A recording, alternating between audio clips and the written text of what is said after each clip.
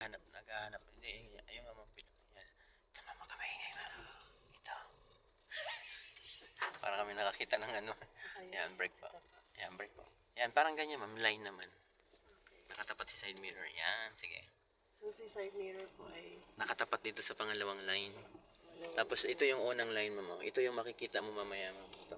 Yung coaching, yung adventure na pula na yan. Pag nag-diagonal po kayo. Ayan, full turn po kayo. Ayan. Kaliwa. Sige. Unang subok sa pagitan. Konti lang, konti lang. Tag-ulan pa naman, hindi natin makikita masyado. Oo. Sige lang. Extra challenge. Oh.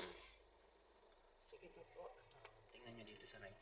Break. Okay pa, konti na lang. Break. Stop, konti lang.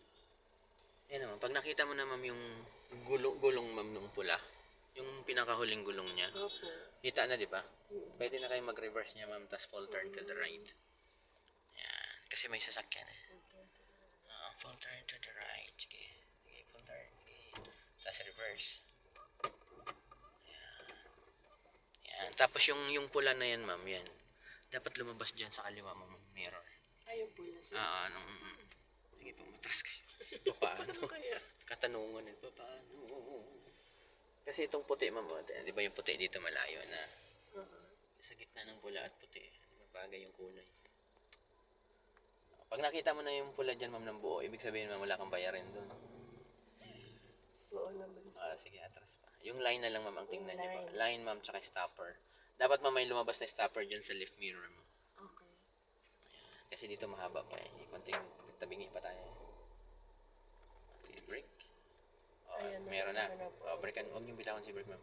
Huwag yung bitawan si brake. Huwag yung muna bitawan si brake. Sorry. Okay. Kasi ma'am meron na ring stopper dito ma'am. Uh-huh. So, ibig sabihin diretso yung parking. Balik nyo yung manibela ma'am sa kaliwa. Dalawa. 1, 2. Okay, atras. Gas konti. Sige lang, gas mo lang. Ayan, okay. Yung side mirror mo ma'am, ipantay mo dyan ma'am sa side mirror ng katabi mo. Okay. Break ma'am. Break na po. Nauntog na tayo sa stopper ma'am. Stopper na yun. Sinalo ka ng stopper. Dikit na dikit pala tong puti pala, kaya medyo dikit tayo dito kumpara dyan. Kasi yung gulong niya ma'am nakadikit sa line. So, siya po yung dikit. Siya yung dikit. Pantay naman yung parking niya. Ay, ibig sabihin straight ba? Pero hindi siya balance. Hindi siya hindi siya gitnang-gitna. Yes. Okay na rin yan. Tayo po.